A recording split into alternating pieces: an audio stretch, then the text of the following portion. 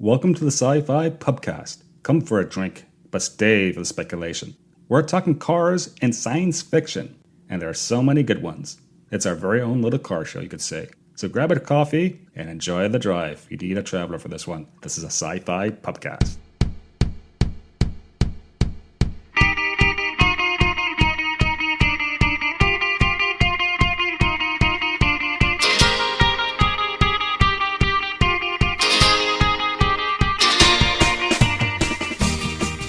Greetings, welcome to the SciFi Pubcast, the podcast that tries to be a pub, and perhaps someday a pub that tries to be a podcast. And as always, we are looking for customers to come visit our bar. Yes, this very bar here. So if you are passionate about something and want to be on podcasts, please let us know, because this bar is all about community. Right, guys?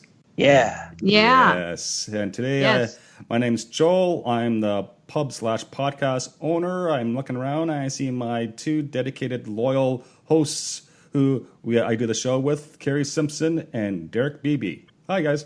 Hey, Hi. Joel. Hey, yes. How's it going? It's going, and I might be slightly hungover because I went out and watched the local wrestling league last night and drank way too much beer. You're hungover? I'm shocked. I know, it's kind of like I do on the weekends. It's kind of your thing at this point, right? Yeah. It's probably not that much of a healthy living thing. It's more of a age thing, you know. What can you do? It's all good. Yeah. How you doing, Carrie? What's up? I'm doing good. The Earth is not moving, at least not at the moment, or at least not in my part of California. But yeah, that's been fun. We've had 2 earthquakes in the span of 2 days, and yeah, Wow. that was good times. There's been no actual injuries or casualties, though, right? Not that I'm aware of, but or at least not in my neck of the woods. I don't know about where the epicenter was over in Ridgecrest, but apparently there's been like 100 or so earthquakes and aftershocks in that general area. And there's this article I found yesterday or last night, maybe this morning, Insomnia is great, about basically just there's some really, really weird stuff going on over there with like fault lines they didn't know about and stuff like that. So it's going to be interesting. Okay, Carrie, let me ask you this. Do you think it's aliens? I don't know, but people wonder why the end of Superman makes me nervous. What with Lex trying to, quake California into the ocean. I also did give a thought to when in the timeline, according to Star Trek, LA is supposed to fall into the ocean due to an earthquake. And going, is this when it happens? Yeah, that's kind of scary. Yeah. And But Joel, it was only a 7-pointer. yeah. Derek? Joel, you might want to consider building an emergency kill switch into the hyperdimensional portal that connects our bar to Los Angeles. We don't want the bar to get flooded. Don't worry. We just go back in time and change the timeline. It's easy. Okay. It's OHAD. So Right. Carrie, try to run through before we cut it off, okay? Sure. Because I I'll don't get think the right. Ewoks are going to follow our commands very well. Oh, well, okay. Well, of course, to save the Ewoks, I will do that. Yes, our Ewok staff people who control the security at the bar. Yes. Yes. We have questionable hiring practices, as you can probably tell if you listen to our show at all. So there's that. Although, come to think of it, they do say Ewoks taste like chicken, so there could be a silver lining to this cloud. Yeah. Eric, I'm not, Derek. It's a good thing they already don't like you. They don't speak English, right? They don't speak English, but they understand English. Yeah, that's right. Let's start doing some Ewok trafficking at the back of the bar. That's going to go over so well. Okay. Right. Derek, how you doing, man? I'm pretty good. What's up with you and in good old Pennsylvania? Oh, this was the week of Spider-Man and Stranger Things and the new season of Ruby coming out on Blu-ray. So and also the season premiere of Young Justice as well. Oh, neat. Yeah, okay, cool. So Yeah, I've been the having mid-season a premiere good time not having a life. Yeah, I'm caught up on Stranger Things, and I saw Spider-Man. So in terms of franchise and intellectual properties out there. I'm caught up this week. I really like Spider-Man. I thought Stranger Things was the best season yet. Yeah, I liked it. I can't wait for season 4, and I don't want to say too much because we don't want to spoil anything for Stranger Things because it's a great show. I know. And I should suppose I need to ask you, Derek, about the kitchen. How's the kitchen doing? It's approaching being clean, and for this week's special, I present to you what I like to call nuts and bolts. It's the regular bar peanuts plus cashews that I hand cut into the shape of bolts with a knife. Now, unfortunately, I've always been a little clumsy, which is why there's Band-Aids all over my fingers. And that's why the cashews have authentic red rust all over them with a nice coppery taste. That's very, very... That's horrifying. Horrifying, yes. That's like you're spinning... That's horrifying. It's like you're spinning your wheels there. Yeah. Okay. Let's just move on. I got nothing to add there. Okay. Right. So our recommendation. Yes, I can't talk because I'm hungover. I did get plenty of sleep. Our recommendation for this show, and we usually do beer recommendations or drink or restaurant recommendations. Well, guess what? We can recommend another podcast out there because we like supporting independent podcasts and podcasters. And you might know this fellow, Ernie Garcia. He does this little show, his little passion project with his buddy Aaron called Talking Earnestly. I never heard of it. Yeah. Okay. He has several Sorry, Ernie. It's okay. Ernie is awesome, and his podcast is really, really cool. Yeah. So he's doing it just a way to talk about real things and real issues in his life, and he always talks to cool people. So it's Talking Earnestly. And one time he talked to you, Joel, right? Yes, and I actually... So he talks to people other than cool people. Yeah, there's that. Thanks, guys. Yes. I know he likes... That was Derek giving you that burn. I would never. Never. So we have a long association and friendship with Ernie, and got on him and his buddy Aaron, and we can't wait for more episodes. Let's talk about our own show, shall we? Because guess what we're talking about today? What? We're talking about cool cars and science fiction. Oh, yes. Yay! It's summer. There's currently a heat wave where I'm living in Ottawa, Ontario, Canada. I'm melting right now. But what goes better with summer than cool cars? Really, summer, cars, it goes hand in hand, right? So we're talking cars and science fiction. You could say it's what's driving this episode. That's right. Yeah. So there's tons of cool cars and science fiction. And right off the top, I'm just going to ask this. Guys, what's your favorite cool car in science fiction? Let's go with Carrie first. Well, the Batmobile. It definitely up on the top of my list. Especially, I as much as I love the classic Batmobile from the 60s and the Tim Burton movies, I am really in love with the Tumbler and its offspring from BVS, because that thing is just a tank. Oh wow! It is pretty much unstoppable. And full disclosure, I am not much of a quote unquote cars person. There are cars I like, and there are there are a few cars that I'm in love with, and the Batmobile is one of them. But mostly, I'm not a cars or vehicles type person. Okay, that's fair. You guys, but I mean, my dad or my sister would be the actual car people, not me. Yeah. Have you been to car shows before? I have because my dad there used to be a car show down Magnolia in Burbank a couple of years. My dad brought his almost finished not Camaro. It's a why can't I think of it? I don't care about cars, so I don't know. I don't know what the car is, but he was restoring it himself, and it's really cool. And yeah, that's great. And before we talk about the Batmobile, because that's an awesome car, Derek, what's your favorite car? I'm not much of a car person either, although I do have a vague memory of being obsessed with Ferraris and Lamborghinis as a little kid. I think I even had like magazines of them and I would draw pictures of them. I wonder what happened with that. But as an adult, I don't care about cars. But my one and only criteria for a cool sci-fi car is that it can fly.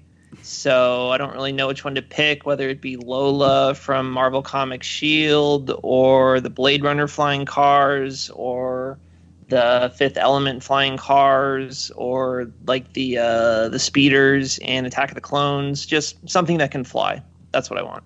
Yeah, I'm still waiting for flying cars, man. Blade Runner came out how many years ago? Is like, come on, where's the people who design and invent this stuff? Really, the closest we have is helicopters. And speaking of flying cars, Kevin Smith did a hilarious Clerks sketch that is on YouTube. I just checked before recording to make sure it's still there. So just look up Clerks flying cars on YouTube, and it's Randall and Dante going on this 10-minute rant about why there aren't any flying cars. It's really funny. Great. Nice. And my favorite car, which we may talk about a bit later, is from Mad Max, the original Mad Max from the 1970s. So 1979. So you have the Mad Max franchise, right? So you have Mad Max, you have Road Warrior, which just took the franchise off. Then you have Beyond Thunderdome, and then of course the 2015 comic book then movie, Mad Max Fury Road. So the original one is when we have the Mad Max, who's played by Mel Gibson, and being still a police officer on a highway patrol in middle of nowhere, Australia, and he drives this cop car, soup-up cop car called an Interceptor. It's a Ford Falcon XB GT Coupe 1973 Interceptor. It's a real vehicle, and that's just amazing because it's a real vehicle used in a science fiction show. Nice. So oof. And as a car person, I've had friends who are really into cars. So I've been dragged to car shows, and I've been the typical cruise nights. I just can't really pay for great looking cars. I do have a new car. I drive a Honda Civic. So and it's a coupe, so it has 2 doors and not 4 doors, which is kind of cool. So it looks very sporty. And plus, it's a stick, so it's a manual transmission. So I feel like I'm driving the car when I drive the car because I have to change it into different gears. So it's not gonna get stolen because no one drives stick anymore. Absolutely, that's one of the reasons I went for stick. I can't drive stick. I was supposed to learn how to drive stick at one point, but my mom didn't put me on the rental agreement. I was supposed to learn how to drive stick in Germany, and that didn't happen. Well, it's a useful tool to have. I actually learned how to drive on stick because my parents had both of their vehicles. It was manual transmission, not automatic transmission. Maybe if I drive more, I'll be less hungover because I won't be drinking as much. Maybe. But let's go back to the whole Batmobile. So how many Batmobiles have there been? Because at least more than a handful, more than I can count on one hand. Yeah. Well, I mean, every incarnation has a different Batmobile, and they change it every few years in the comics. Yeah, even the Lego Movie has its own Batmobile version. It's like every single time there's a Batman property out there, there's a new car or there's a twist on it, and that's really cool in my opinion. It's excellent, I think. Yeah. And your favorite was the one from the Nolan, right? The Nolan trilogy. Yeah. And like I said, it's offspring, the one from Batman versus Superman. Why do you think the Batmobile is such a cool car over the years? Because it has all the gadgets and stuff. At least I think it's everything. It's everything that the techno geek in me wants in a car, and it can drive itself. Yeah, which is very helpful sometimes. It's got a stylish, crazy design. It's built like a tank. It's got all the aforementioned gadgets. It's visually interesting. Like any Batmobile, it's never just a car. It looks different and weird in a cool way. Yeah. Yeah, it must be a bitch to find parking for. If you run out to the local corner store to buy milk, was like you can't. You're going to take up the entire parking lot with a with that. Yeah, That's what the wheel bike in Dark Knight is for, parking in compact spaces. Ah, okay. I think my favorite one will always be the original Tim Burton one and the slightly modified version in the animated series, which was basically the same thing. That's always my favorite look. Yeah, the only issue I have with as much as I love the Tim Burton version of the Batmobile, the only thing I have issues with is how bad it is at cornering. Yeah. Like, if you need a grappling hook to turn it to make a tight turn, that's not a very practical car. I just really love that ram scoop engine design. It makes it look like it's like ripped off of an SR-71 Blackbird. Yeah, true. I should go down to the local Wayne Enterprises showroom and actually just price them out and take a look. Maybe go for a test drive.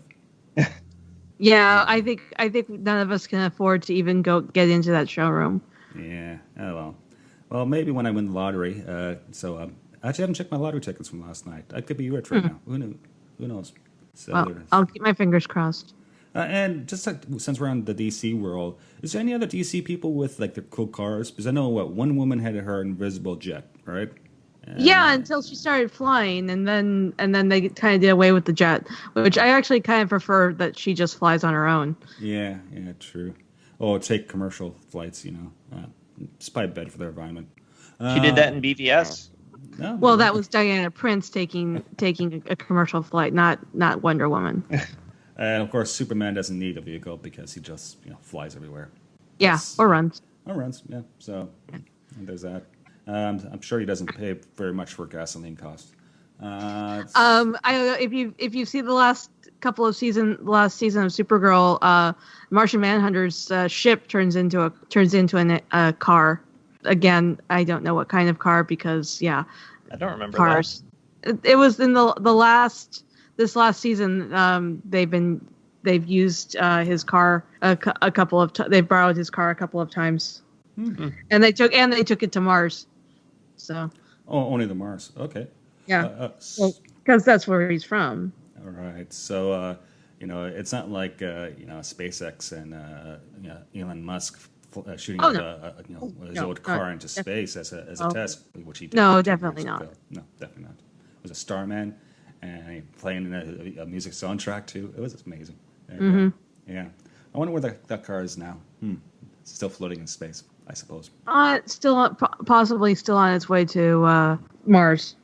Yeah, I can see it now. Yes. Imagine if you're aliens, the first thing you encounter in the solar system is this floating car in space. Yeah. With a mannequin driver just out exposed to vacuum. What are they gonna think of us that we torture dummies? Oh wow! I didn't know the mannequin was exposing himself as well. No.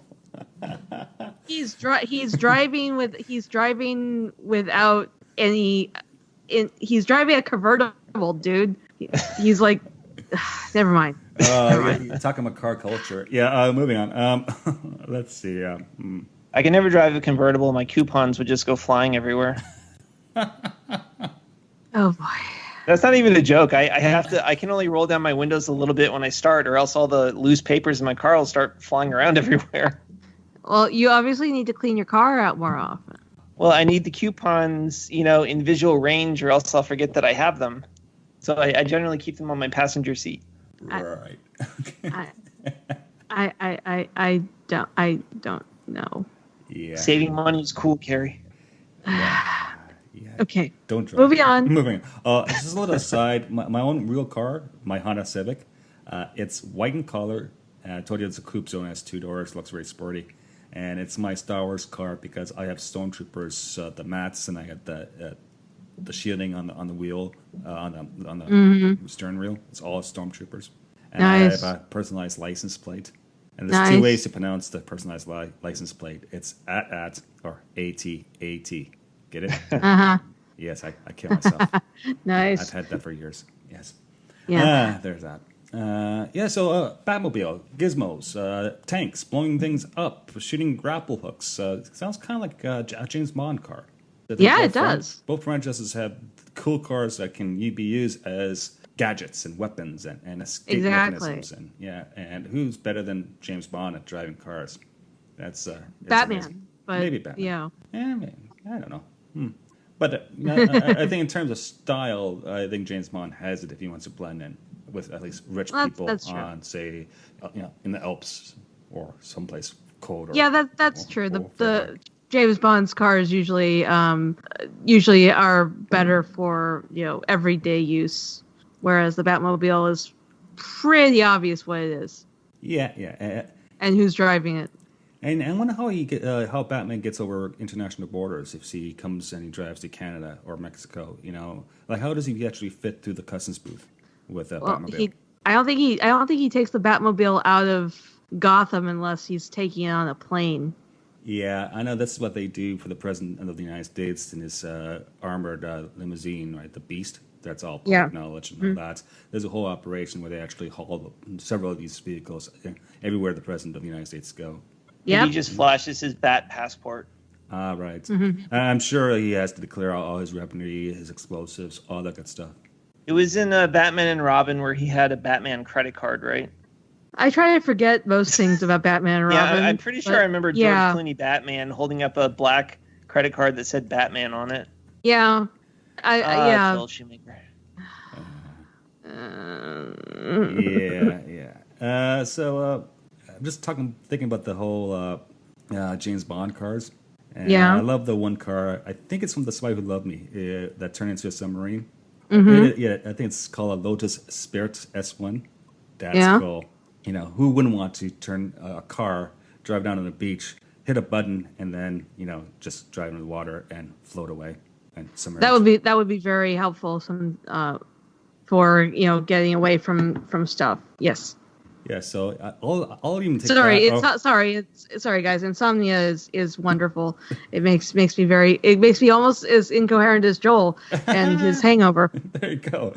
Yeah, I can almost I would take a submersible car versus like a flying car. I'll make the compromise. I just want something neat. Well, either a car that becomes a submersible or a car that turns into a motorboat like in Condor Man. Right. Yeah. That's awesome. Is Condor Man? You don't. Okay. It's an 80s movie about a guy who is a comic book artist and writer, and he gets caught up in a spy ring, and he's kind of like the poor man's James Bond. This was in the 80s? Yes. Oh, was it any good? Depends on who you ask. I have a particular fondness for it. It's, Michael Crawford and Oliver Reed and a bunch of other. It's fun. And he has a costume, like a bird themed costume. Yes, okay. On occasion, he has a bird themed costume. Most of the time, he just has a bird themed car that turns into a motorboat. Interesting. It's like we should go back to the future of the 1980s. Yes. Yes. Back to the Future. I'm just trying to recall that. There may have been some shoutouts on Stranger Things this week about Back to the Future. Maybe just a few of those. A DeLorean time machine. That's a cool car. A DeLorean just is such a unique looking car. And if you can go back in time or Back to the Future or going forward in time, that'd be cool. Oh, I just remembered the DeLorean can fly too, so that's another good car. Hey, there you go. Yes. I only know a few. Like I know one guy online who's a Star Wars geek, DJ Elliott. I know he collects DeLoreans. Going to his Facebook page, but there's people who actually out there, and their thing is to collecting DeLoreans and driving DeLoreans. Are they incredibly rich? Yeah. Well, it's the actual cars. Yeah, the actual cars, because they're still around. They built a bunch of it in the 1970s, but trying to get parts for it is challenging. Yeah. You'd have to go back in time for them. Uh-huh. But that's what people do. People are really into the cars, some of them, and they make the effort, and good on them. We all need hobbies. Our hobbies is podcasting. Yes. It's because it's probably much cheaper than collecting DeLoreans. Okay. Yeah, way cheaper than DeLoreans. Yeah, definitely way cheaper. And of course, just trying to think of other cars out there, and we'll miss some. this is not just a list show. We're just trying to talk about what's kind of a cool car. If you go for the whole, hey, look at me, I'm a cool car, I'm unique and I have character, I have to go with Ecto 1 from Ghostbusters. Yes. All the spinning lights and flash, and it's such a neat little vehicle. Plus, it used to be a hearse. Yeah, I know. Or a station wagon. Yeah, there's a whole couple different Ecto 1s because of the different movies. Yeah. And it's a combination of an ambulance / hearse, believe it or not. So the wiki is I believe that. Yes, so really neat stuff. Ghostbusters. Have we ever talked about Ghostbusters before? Because I'm a fan, because I love the original one. And then Ghostbusters 2, not so good. I think they did a 3 one. Ghostbusters 3, definitely not so good.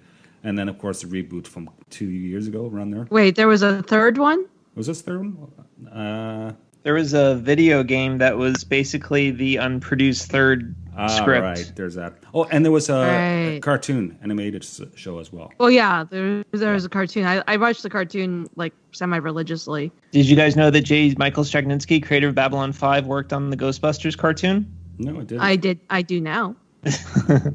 The cartoon was quite spirited. Yes, the Ghost in the Machine. There we go. And they're currently filming a proper sequel that takes place in the continuity of the first movie, being done by Ivan Reitman's son.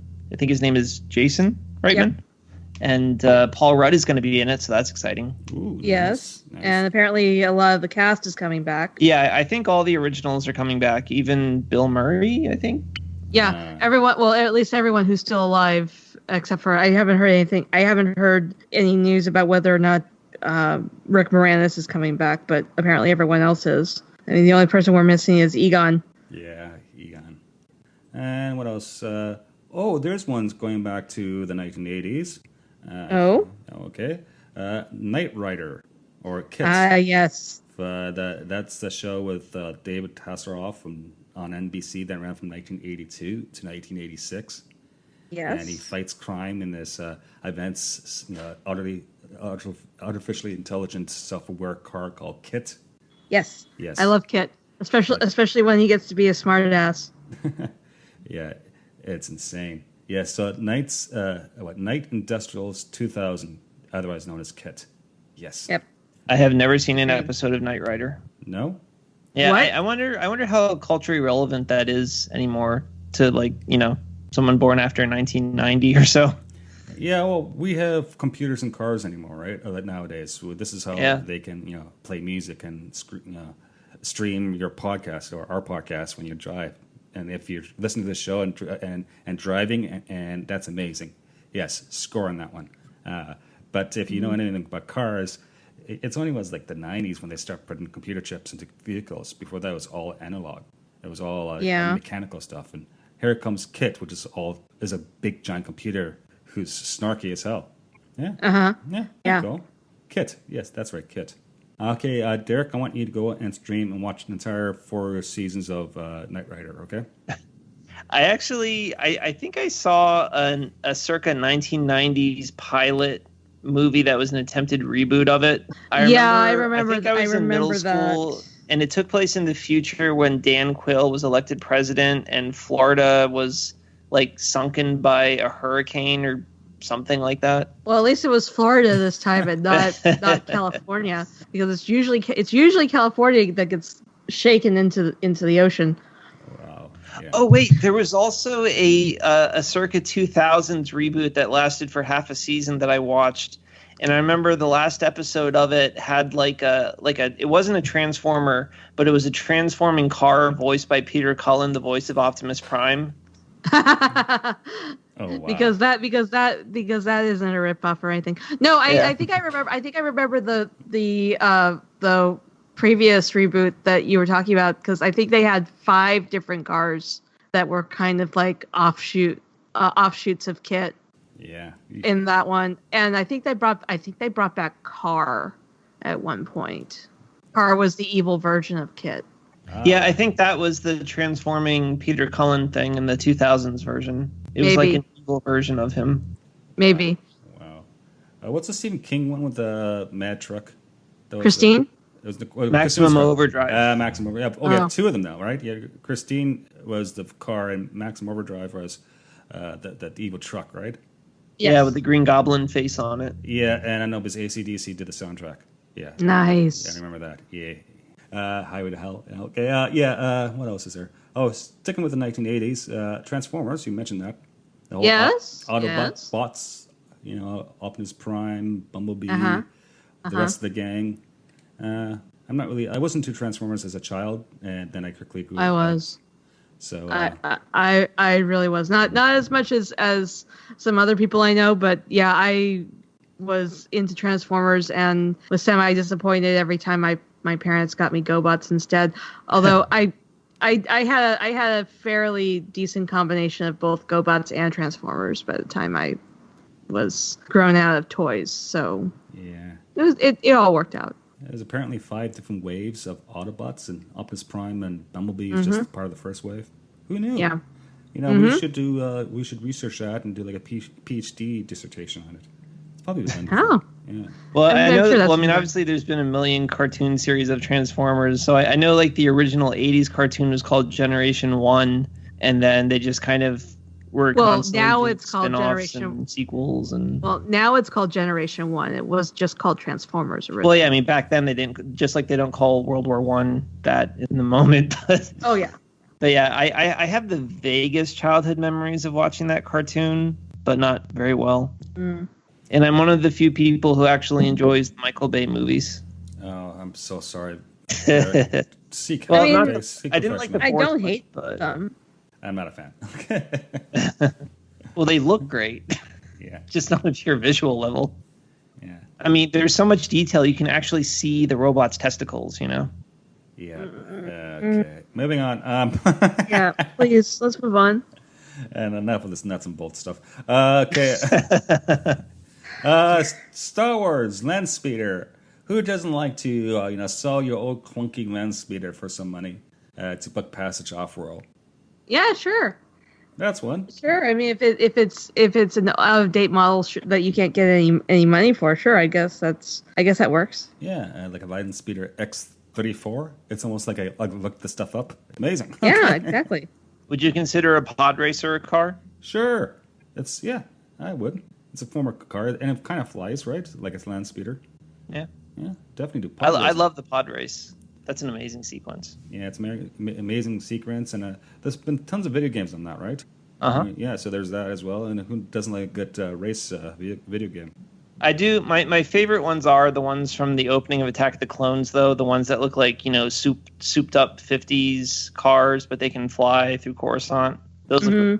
Yeah. And also they're convertibles. You like that? Mm-hmm. That is true. Although the practicality of driving a convertible in the stratosphere of Coruscant doesn't always make a whole lot of sense, but I guess. Well, you wouldn't go too high in them. You just stay in the city. Yeah, but the city is the entire planet. Yeah. Well, I mean, like you wouldn't go into space. You would, stay where the buildings are. Yeah. The buildings are all over the planet. Exactly. Because it's a planet city. I wonder if they have a smog problem there. I wonder if they have a parking issue problem there. Think about it. All these cars have to be parked somewhere. I think that's a question no one's bothered to ask. Yeah. I don't know. If with the rise of artificial intelligence, do you think traffic is going to improve in real life? I certainly hope so. Well, at the Disney parking garages now, they actually have sensors in every parking spot so that the building knows exactly how many open spots there are, and it tells you on the front of the building. Yeah. So that's efficient. Yeah, it's no Mickey Mouse operation, that's for sure. Exactly. What else is talking about futuristic cars? There's the vehicle from Tron. Tron Legacy. Oh yeah, that looks light cycles. Yeah, lightsaber, and there's like a car in the Legacy movie, and yeah, it's very much like looks like a Batman car almost, but it's just this neon lights going on, and it's just awesome. Mm-hmm. Yeah. Tron Legacy also had those really cool flying ones too. Yeah. I don't know what they're called, but they're like the jets. Mm. Yeah. I don't remember what they're called either, unfortunately. Tron Legacy is a gorgeous movie. I'm really sad they never made a sequel to it. Yeah. I mean, the story was a little silly, but it was so beautiful, and the soundtrack was great. I really love that movie. Yeah, me too.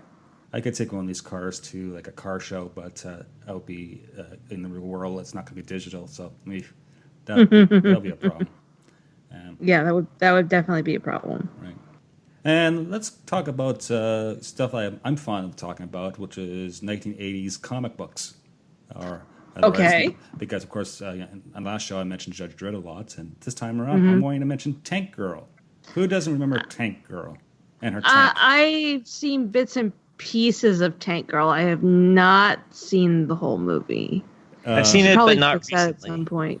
Yeah, it's it's like a punk British girl who owns a tank that drives around rural Australia, and it's heavily influenced by British punk culture and just street culture, and it's it's interesting. And the movie was with what's her name? Lori Petty. Yeah.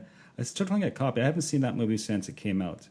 And the movie came out in 1995. I'm pretty sure it's on Amazon Prime. I just saw it when I was looking through my services the other night. Oh, really? You should. Yeah. I don't have Amazon Prime yet. I'm waiting for The Expanse season 4 to show up. Now I'll get you. But Joel, Good Omens. I know. I haven't seen it. There's another. It's not really a sci-fi. It's more fantasy. But Crowley's Bentley in Good Omens. Oh, okay. Yeah. Even drives while it's on fire. That's amazing, and I'm going to watch Good Omens as soon as I sign up for the service.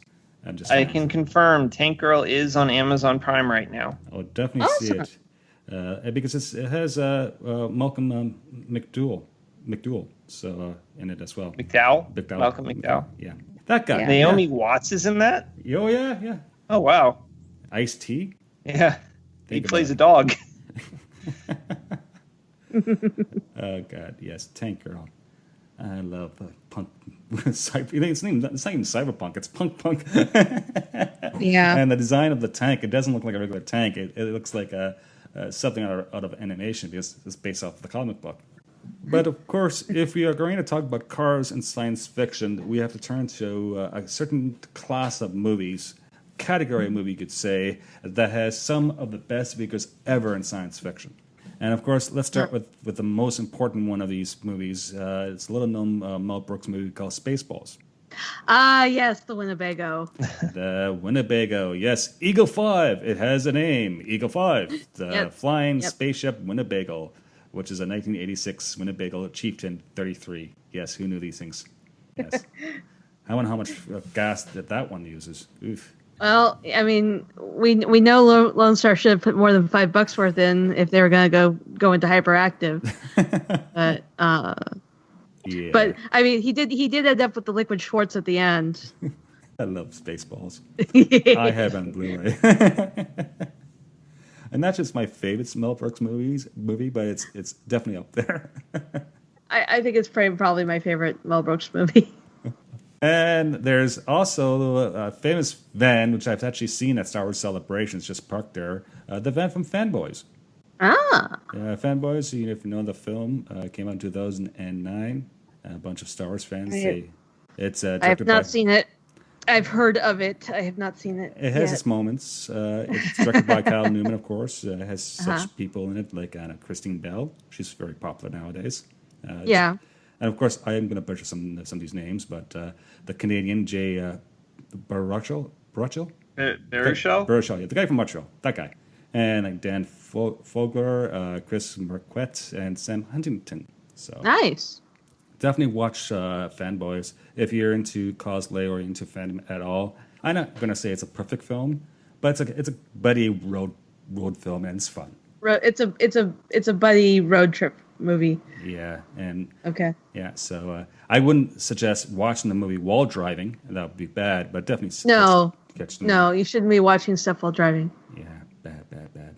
And just sticking with the whole Canadian theme, and this is an obscure reference, which I think many Americans won't get, but the Canadians in the crowd may get it, is that this little movie from 1983 called Strange Brews. Yeah, I was forced to watch that one summer. Yeah. It's classic Hoser. It's Bob and Doug McKenzie. And it's Yeah, basically it's a sketch comic comedian shtick that took off at CTV and then just made it big in the 80s.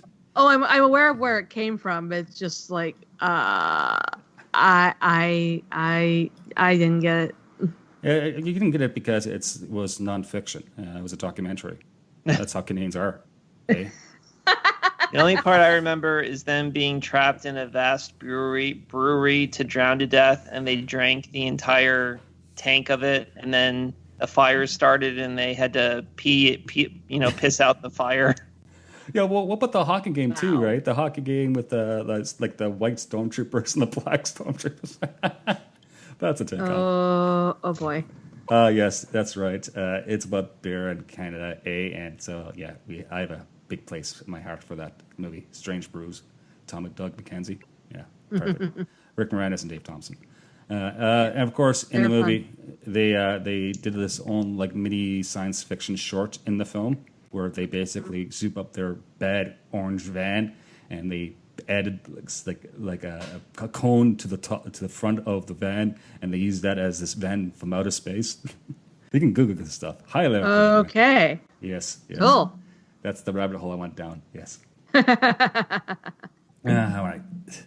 Wow, guys, can you think of any other cool vehicles out there? I know there's stuff from like the Minority Report and like real looking cars. There's stuff from Star Trek, kind of like the 3-wheel drive vehicle. But Yeah, like every near future movie kind of has similar cars, like Minority Report, iRobot, Total Recall, the remake. I mean, yeah, they always kind of have those flying cars that are usually autopiloted and running off of set road highways. yeah, Right. The Fifth Element, big one. Fifth Oh, yes. Element, yeah.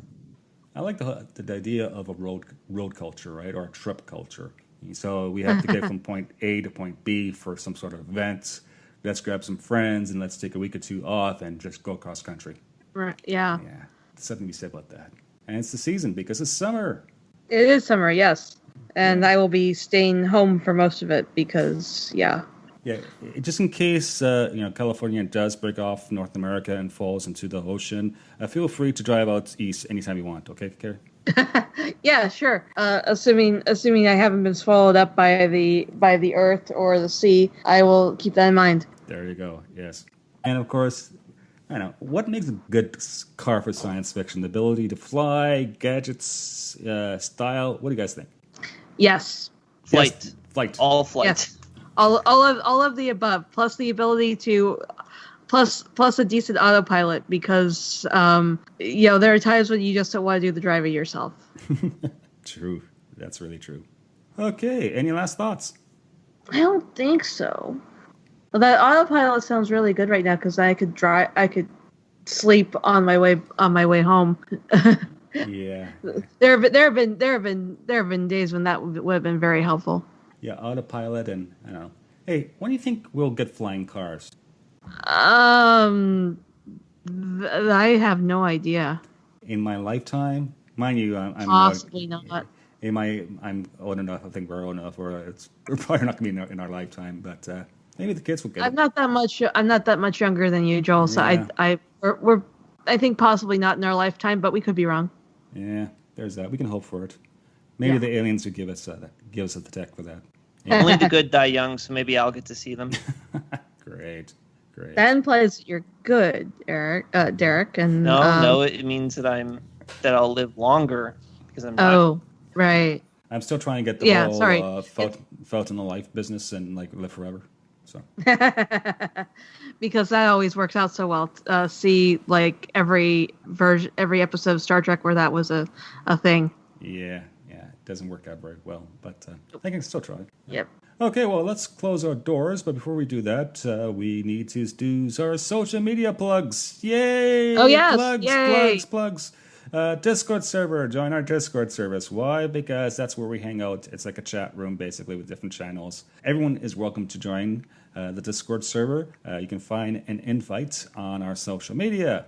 And so you hit on that. Discord's kind of cool. You can also use it to play video games and talk to each other that way. We're not set up for video game stuff. We're set up just for texting. And that's where we hang out. And several different podcasts and networks out there have their own Discord server, and yeah, you can change servers and go in and out, and it's great. The more the merrier. That's what I say. Woohoo! Yay. We also we have our social media. We have Twitter, we have Facebook, we have Instagram. I do the Twitter and Instagram. And who does the Facebook again? Oh, right, Derek. Derek does a Facebook group. Yes, I do. And Derek, you're doing a great job with that. Thank you. Yes. Yes. Our Twitter address is at SciFi Pubcast. You can always feel free to email us. Yes, email. It's apparently what everyone's using nowadays instead of snail mail. Where our email is management@scifipubcast.space. As for podcast reviews, yes, please leave a review on whatever podcatcher you use because it helps us grow our community. Because that's how we get listeners. Please, you know what to do, right? Right. Yeah, we know. Yeah, Carrie, what's your Twitter address? My Twitter handle is Carrie Blackfire42. That's KERI Blackfire42. Mm-hmm. And Derek, what's yours? I am at Derek J. Beebe. And I'm at Joel_Welch, WELCH.